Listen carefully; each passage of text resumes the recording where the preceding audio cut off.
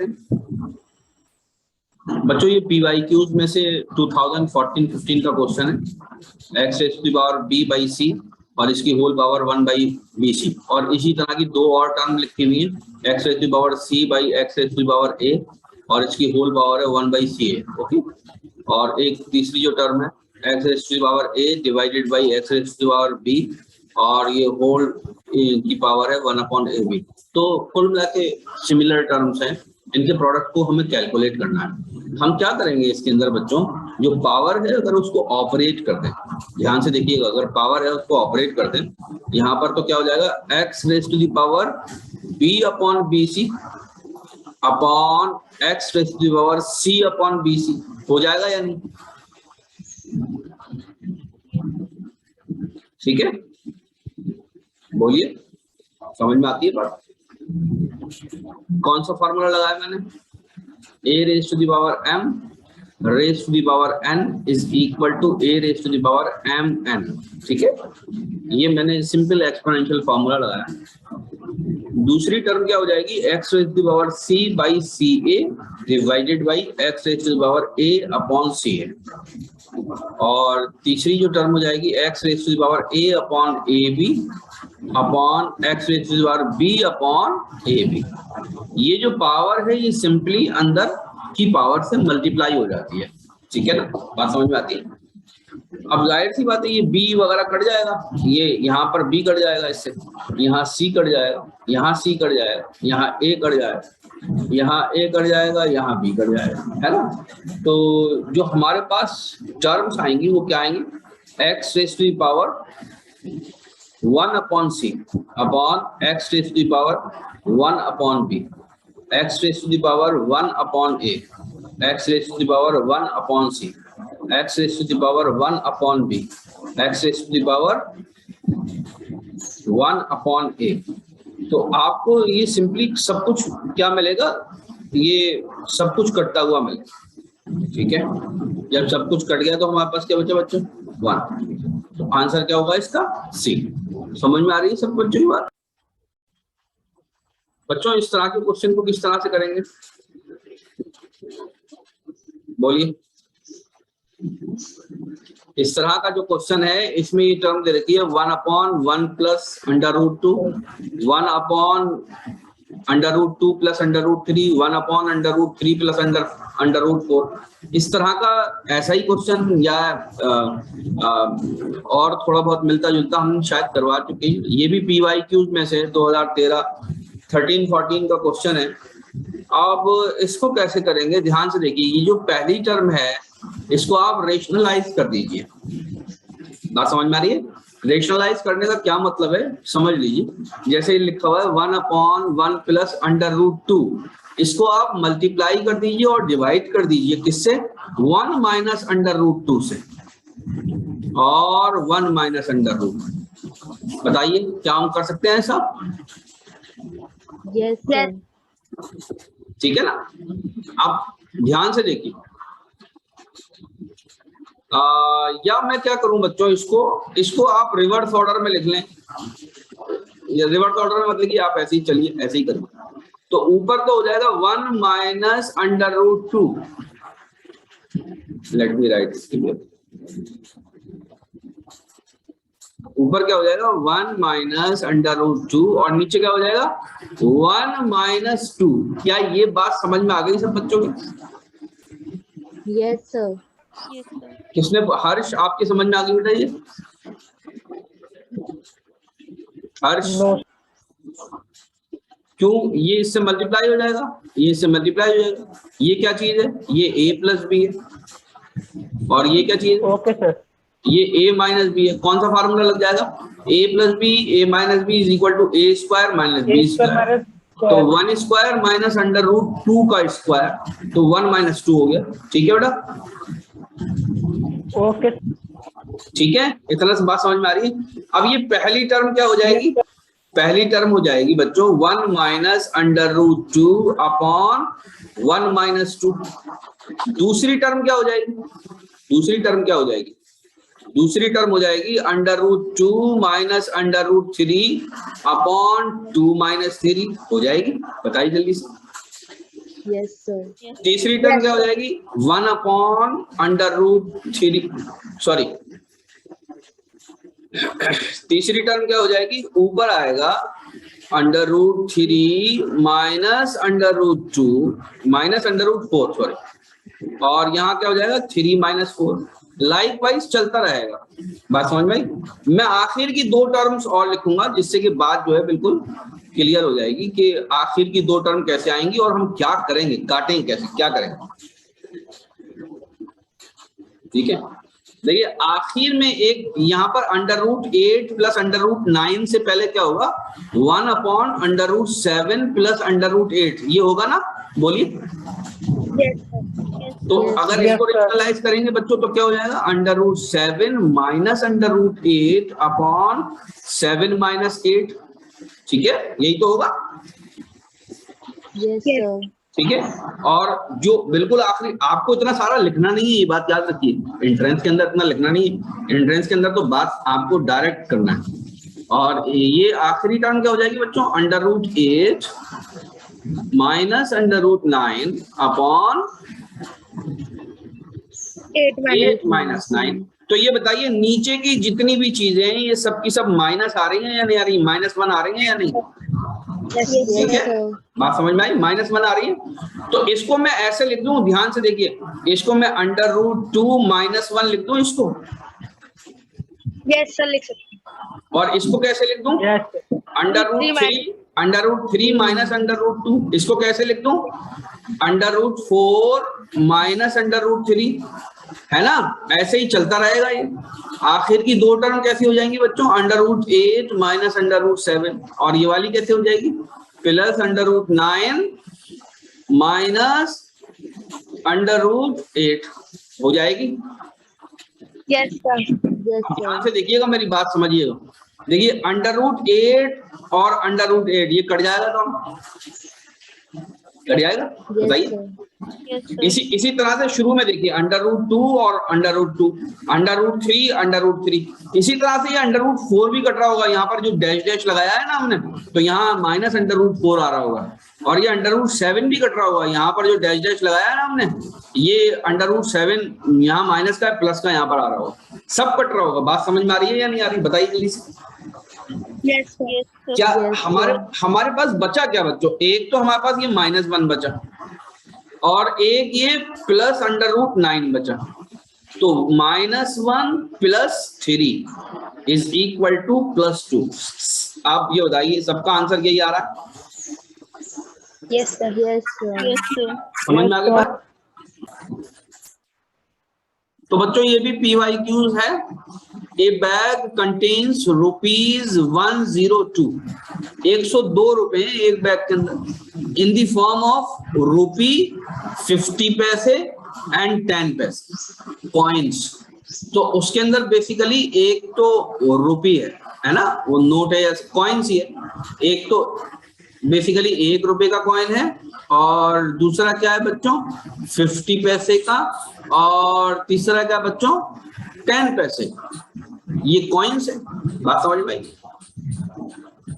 And 10 पैसे coins are in the ratio of 3:4:10। अगर ये रेशियो नहीं दिया हुआ होता बच्चों तो हमें फिर 3 वेरिएबल मानने पड़ते अलग अलग। क्योंकि ये रेशियो दे रखा है तो हमें बहुत आसान हो गया। तो इसका मतलब हम नंबर ऑफ कॉइन्स मान सकते हैं। तो हम number of coins of ₹1 coin हम 3x मान लें, और 50 पैसे कॉइन हम 4x मान लें, और 10 पैसे कॉइन हम 10x मान लें। ऐसा मानेंगे? हर्ष समझ में आ रहा है बेटा? Yes sir. निकालना क्या है हमें, 10 पैसे के कितने कॉइन है, यानी हमको क्या निकालना है, हमको 10x निकालना है। तो इस क्वेश्चन में हम जो ₹1 के कॉइन थे उनको क्या मान लेंगे, उनको 3x मान लेंगे, और जो 50 पैसे के कॉइन थे उनको क्या मान लेंगे, उनको 4x मान लेंगे, और जो 10 पैसे के कॉइन थे उनको क्या मान लेंगे, उनको 10x मान लेंगे। ठीक है ना? तो 3x into ₹1 plus 4x into 1/2 plus 10x into 1/3 10 रुपी। ओके, इनको अगर जोड़ेंगे तो ये किसके बराबर आ रहा है? 102 रुपीज। ठीक है, ये सब 102 रुपये। तो ये तो 3x हो जाएगा, प्लस ये कितना हो जाएगा? ये 2x हो जाएगा, और ये कितना हो जाएगा? ये तो सिर्फ x ही हो जाएगा। ठीक है, और ये किसके बराबर हो रहा है? 102 के बराबर हो रहा है। 3 और 2 5 और 1 6, ऐसे ही हो जाएगा। तो 6 is equal to 6x is equal to 102। Okay, x किसके बराबर हो जाएगा? 102 डिवाइडेड बाई 6 किसके बराबर हो जाएगा? जल्दी से बताइए। 6 कम से 6 7 42, x is equal to 17x। हमसे क्या पूछा है बच्चों? 10 पैसे कॉइन पूछा है, 10 पैसे कॉइन। तो 10 पैसे कॉइन कितने? 10x है, तो 10 इंटू 17 इज इक्वल टू 170। ठीक है, इसका आंसर क्या आएगा? 170। ठीक है, बहुत अच्छा, आपने जल्दी से उसको देख लिया। और देखिए, मिस्टेक होने के बाद क्या होता है कि वो बी आंसर आ जा रहा था, 60 आ जा रहा था। तो वो बच्चा इस तरह के क्वेश्चन एक आध करके आता है, जैसे मैंने मिस्टेक कर दी, एक सिली मिस्टेक कर दी, उसको काटा नहीं। तो इस तरह की मिस्टेक सर बट उसमें तो a plus b plus c is equal to 0 था, यहाँ पे b c plus c a plus a b 0 है। नो प्रॉब्लम, आप इसको x लिख लीजिए, इसको y लिख लीजिए, इसको z लिख लीजिए। ठीक है, आगे बढ़ते हैं। पहले इसको सॉल्व करते हैं बच्चों, आगे तक जाकर फिर देखेंगे क्या बनता है। अगर इसका एलसीएम ले ले बच्चों, तो ये हो जाएगा a square b square c square, right? बोलिए। ये बी सी क्यूब हो जाएगा या नहीं?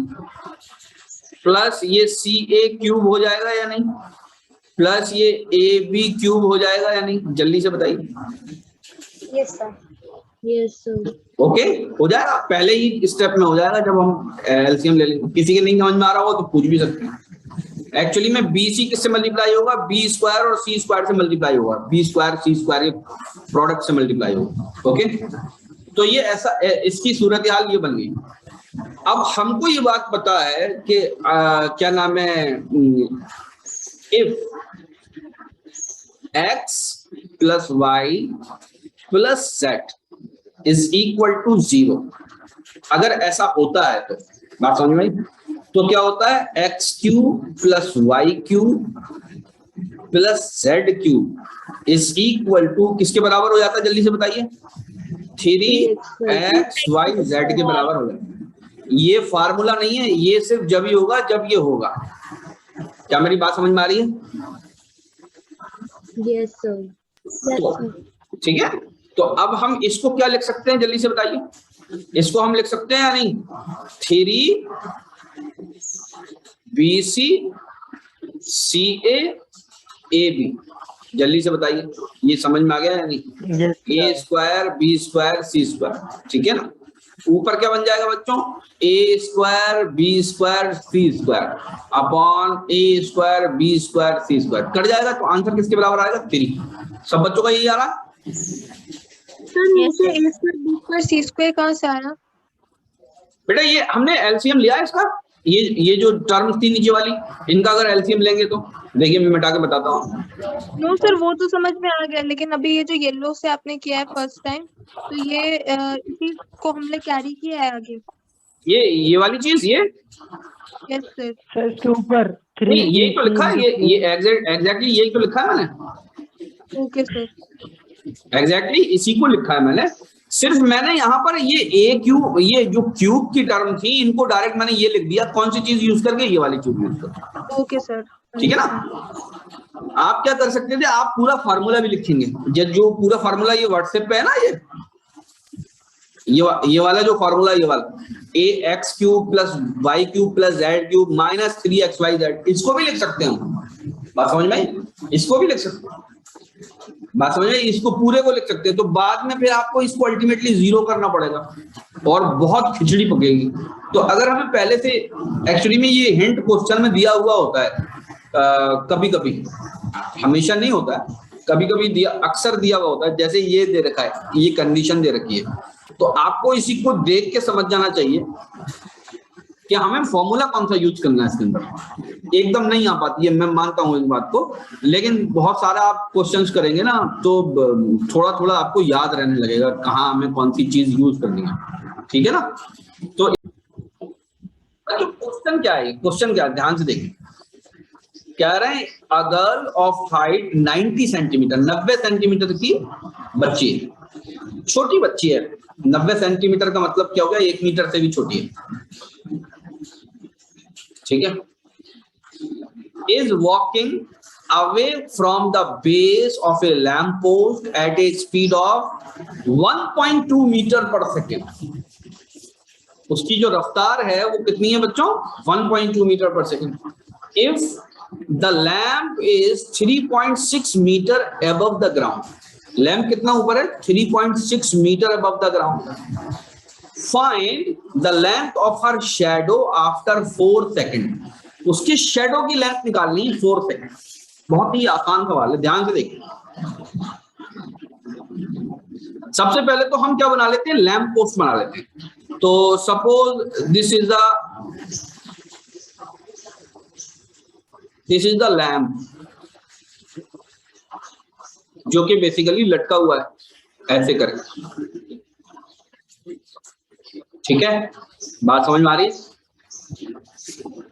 अरे बोलो भाई। Yes, sir. Yes, sir. और वो जो बच्ची है वो, ये कितना है, लैंप पोस्ट कितना है, 1.2 मीटर, नहीं लैंप पोस्ट कितना है, 3.6। तो बच्ची को हम थोड़ा छोटा बनाएंगे,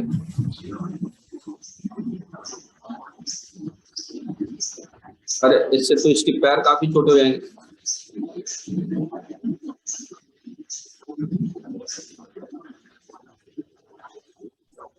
है ना, ये बच्ची जो है चल रही है, तो इस वक्त इसका शेडो कितना होगा, इस वक्त तो 0 मीटर होगा इसका शेडो, राइट। बात समझ आ रही है? Yes, sir. जब ये 1.2 मीटर पर सेकंड की रफ्तार से चल रही है, कितनी रफ्तार चल रही है, 1.2 मीटर पर सेकंड की रफ्तार से, तो 4 सेकंड के बाद ये कितनी आगे चली जाएगी, 4 सेकंड के बाद कितनी आ जाएगी, 12 चौक 48, 4.8 मीटर आगे चली जाएगी। तो ये फॉर एग्जांपल अब आ गई 4.8 मीटर दूरी पर, कहां पर आ गई, 4.8 मीटर पर दूरी पर आ गई, थोड़ी सी पतली भी हो गई है। और ऐसे बात समझ में आ रही है? तो आप जो ट्रायंगल बनेंगे वो इसके ऐसे बनेंगे या नहीं,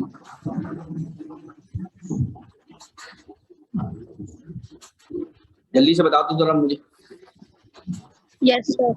ये तो 4.8 और ये कितना है, जरा इसकी हाइट में से निकालो। इसकी हाइट ना, ये 3.6 ऊपर तो ये था, ये क्या था, ये 3.6 था, यहां से लेकर यहां तक, ठीक है। इसमें से कितना माइनस कर देना बच्चों, इसमें से 0.9 माइनस कर देना है, तो क्या बचेगा, 4.7 बचेगा, नहीं बचेगा, बताइए जल्दी। सर 2.7। हाँ 2.7, ऐसी मिस्टेक मैं ही कर सकता हूँ, 2.7, ठीक है। समझ में आ गई बात? अब आपको क्या निकालना है, आपको बेसिकली बच्चों ये निकालना है, ये निकालना है, ये x निकालना है। बात समझ में आई? इसकी हाइट कितनी है जल्दी से बताइए। इसकी हाइट है बच्चों, इसकी हाइट है 0.9। तो दो ट्राइंगल बन रहे हैं, इधर में दो ट्राइंगल ए बी सी और फिर डी और ई। अब ध्यान से देखिएगा मेरी बात, ये दोनों सिमिलर होंगे या नहीं, ए बी और सी।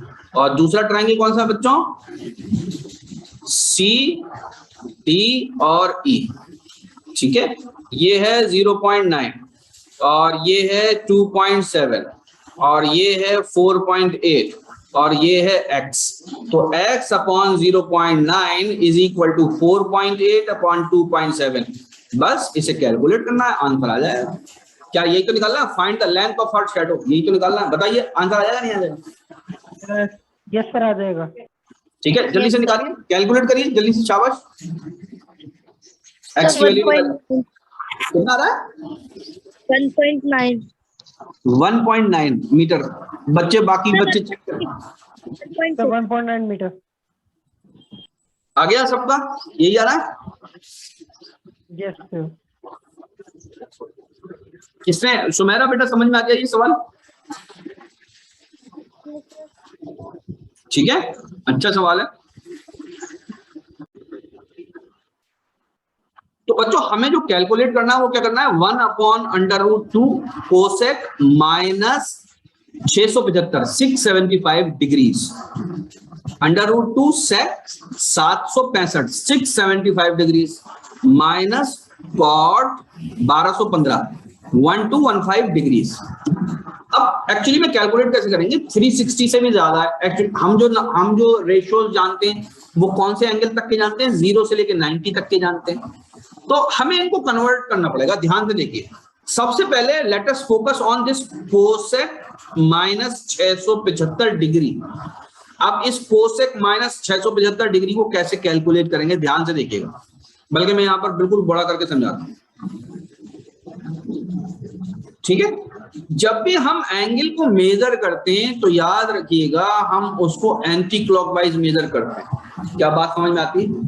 जैसे अगर ये एंगल मेजर करूंगा मैं, तो ये एंगल फॉर एग्जांपल ये 45 डिग्री है, तो इसको मैं बोलूंगा प्लस 45, और अगर कोई नीचे एंगल है तो इसको मैं बोलूंगा माइनस 45 डिग्री। क्या मेरी बात समझ में आ रही है? अगर मैं ऐसे मेजर करता हूं इस एक्स एक्सिस से, क्या इतनी बात समझ में आती है आप लोगों को? ठीक है। Yes sir. और ये जो लंबाई होती है इसकी, ये क्या चीज होती है, ये हाइपोटेन्यूज होती है, जो कि बेसिकली घूम रही है चारों तरफ। ओके, चलिए ये बात आपके समझ में आती है। तो अब अगर हमें पॉजिटिव एंगल मेजर करना है तो हम किधर की तरफ चलेंगे, इधर की तरफ चलेंगे, और नेगेटिव एंगल मेजर करना है तो हम किधर चलेंगे, इधर की तरफ चलेंगे। तो हमको क्या मेजर करना है, माइनस 675 का कोसेक, ठीक है, कोसेक हमें मेजर करना है। कोसेक इंपॉर्टेंट नहीं है, माइनस 675 को देखते हैं सबसे पहले। तो देखिए ध्यान से, एक बार हम यू रोटेट होके यहां पर आ गए वापस। ये बताइए कितना एंगल हमने कवर कर लिया, माइनस 360 डिग्री कवर कर लिया या नहीं? और 360 के बाद हम कहां पर आ गए, वहीं पर आ गए, 0 पर आ गए, उसी जगह पर आ गए। तो इसमें से आप 360 को निकाल दीजिए, इसमें से आप 360 को निकाल दीजिए, तो कितना बचेगा, 315 बचेगा। Yes sir. ठीक है, इसका मतलब अभी हमें 315 और चलना है। तो देखिए 90 यहां पर आ गए, 90 फिर यहां पर आ गए 180, माइनस का है क्योंकि हम उल्टा चलें, फिर यहां पर आ गए 270। बात समझ में आ रही है नहीं आ रही? फिर हम एंडेड अप कहां पर होंगे, और चलेंगे आगे, यहां पर कहीं आकर हम बदलेंगे, तो हमें जो एंगल मेजर करना है वो ये वाला करना है। नहीं समझ में आ रही बात? सर आ गई। आ गई? तो बचाओ जरा जल्दी से, ये वाला एंगल कितना है, ये 45 डिग्री बचेगा, 45 बचेगा। तो इसका मतलब हम अगर यूं कहें, cosec minus 675 degree is equal to cosec 45 degree plus 45 degree. तो ये सही बात होगी। बात समझ में आ गई? क्लियर हो गया? Yes sir. ठीक है। तो एक्चुअली में हमारी लाइन कहां पर आके रुक रही है वो इंपॉर्टेंट है। अब कोसेक 45 डिग्री को आप अच्छी तरह से जानते हैं, अगर नहीं जानते तो आप नीचे ले जाइए इसको, 1/sin 45 हो जाएगा, जो कि बेसिकली 1/√2 होता है। कितना होता है, 1/√2। तो यहाँ पर ये बेसिकली क्या हो जाना है बच्चों, √2/√2। तो ये पूरा पार्ट किसके बराबर हो जाएगा, 1 के बराबर ही हो जाएगा मेरे ख्याल से। समझ में आ रही है? ठीक है, क्लियर हो गई?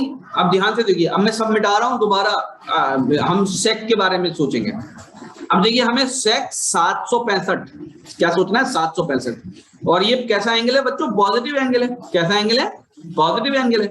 तो इसमें से एक बार तो यूं करके हमारे 360 चले गए, एक बार तो 360 चले गए।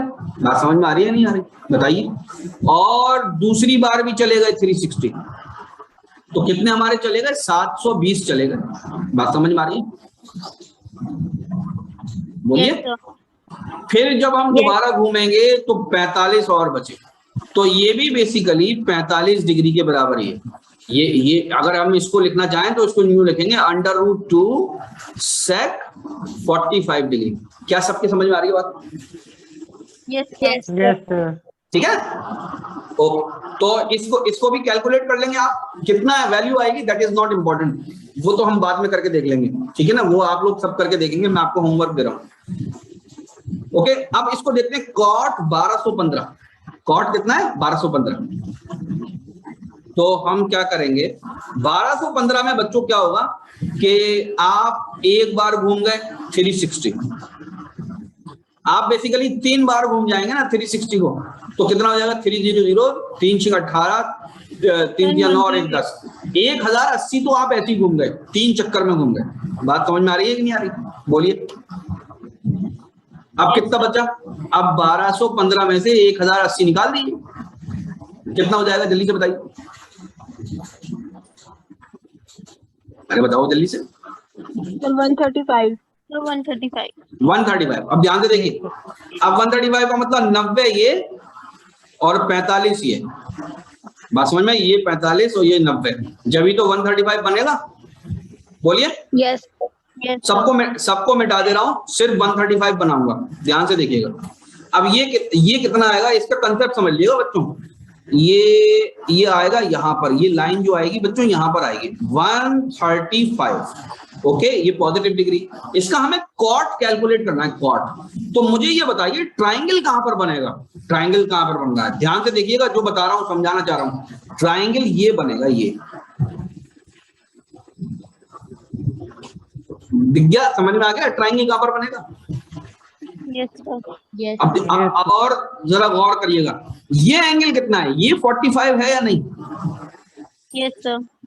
यस ये बताइए इसकी बेस नेगेटिव है या नहीं? Yes sir. और इसका परपेंडिकुलर पॉजिटिव है या नहीं? यस ठीक है, तो हमको क्या चीज कैलकुलेट करनी है? कॉट 45। कॉट किसके बराबर होता है? जल्दी से बताइए। बेस अपॉन परपेंडिकुलर होता है या नहीं? Yes sir. यस बेस कैसी है? नेगेटिव है। तो मैं इस माइनस कॉट, ये माइनस तो अलग से लगा हुआ है, इस माइनस से कोई मतलब नहीं है, इस माइनस को लगाइए या मत लगाइए। अभी 1215, इसको मैं बच्चों क्या लिख सकता हूं? इसको मैं ये लिख सकता हूं कॉट -45 डिग्री। सॉरी, इसको आप क्या लिखिए, यहां पर माइनस मत लगाइए, कॉट 45 डिग्री। लेकिन क्योंकि बेस निगेटिव है तो यहां पर निगेटिव का साइन आएगा, और ये वाला निगेटिव का साइन और लगा देंगे। क्या ये बात समझ में आ गई? यस सबको यहाँ कुछ पूछना तो नहीं? जैसे ही इस क्वाड्रेंट में आएंगे, पहले क्वाड्रेंट के अलावा किसी और में आएंगे, तो बेस या परपेंडिकुलर या दोनों में से कोई एक निगेटिव हो चुका होगा। बात समझ में आ रही है कि नहीं आ रही? या तो कोई एक निगेटिव हो जाएगा या दोनों निगेटिव हो जाएंगे। जब आप इस वाले क्वाड्रेंट में आएंगे तो दोनों निगेटिव होंगे, बेस भी निगेटिव होगा, परपेंडिकुलर भी निगेटिव होगा। तो कॉट पे कोई फर्क नहीं पड़ेगा और टेन पे कोई फर्क नहीं पड़ेगा, लेकिन साइन और कॉस पे फर्क पड़ेगा। बात समझ में आई? साइन और कॉस पे फर्क पड़ेगा, क्योंकि हाइपोटेन्यूज कभी भी हमेशा पॉजिटिव रहती है, ये बात याद रखिएगा। हाइपोटेन्यूज हमेशा पॉजिटिव रहती है। बेस और परपेंडिकुलर डिपेंड करता है कि आप किस क्वाड्रेंट में हैं। बात समझ में आ रही है कि नहीं आ रही?